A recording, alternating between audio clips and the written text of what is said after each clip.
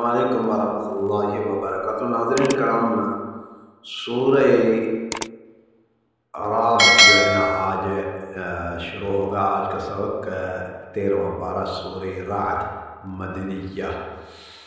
बिस्मिल्लाहिर्रहमानिर्रहीम। अलिफ लाम मीम रा तिल्का आयातुल किताब वल्लज़ी उन्ज़िला इलैका मिन रब्बिकल हक़्क़ु वलाकिन्न अक्सरन्नासि ला युमिनून। अल्लाहुल्लज़ी रफ़अस-समावाति बिग़ैरि अमदिन तरौनहा सुम्मा इस्तवा अलल अर्शि वसख़्ख़रश-शम्स वल-क़मर कुल्लुन यजरी लिअजलिन मुसम्मा युदब्बिरुल अम्र युफ़स्सिलुल आयाति लअल्लकुम बिलिक़ाइ रब्बिकुम तूक़िनून। वहुवल्लज़ी मद्दल अर्द वजअल फ़ीहा रवासिय वअन्हारा वमिन कुल्लि थमराति जअल फ़ीहा ज़ौजैनि इस्नैनि युग़शिल लैला अन्नहार इन्न फ़ी ज़ालिका लआयातिन लिक़ौमिन यतफ़क्करून।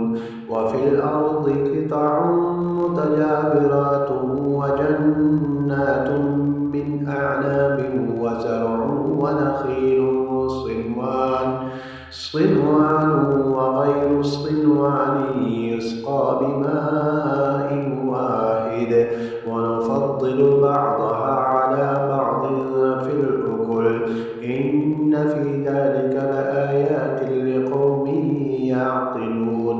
وإن تعجب فعجب قولهم أإذا كنا ترابا أإنا لفي خلق جديد أولئك الذين كفروا بربهم وأولئك الأغلال في أعناقهم وأولئك أصحاب النار هم فيها خالدون।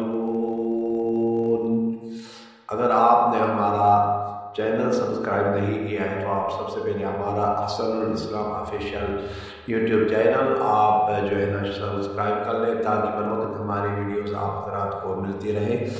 और आज का सबक यहाँ आयत नंबर सूरह राद का 1 से लेकर 5 तक मुकम्मल हो गया। नेक्स्ट वीडियो में मुलाकात होगी। अस्सलामु अलैकुम वरहमतुल्लाहि वबरकातुहू।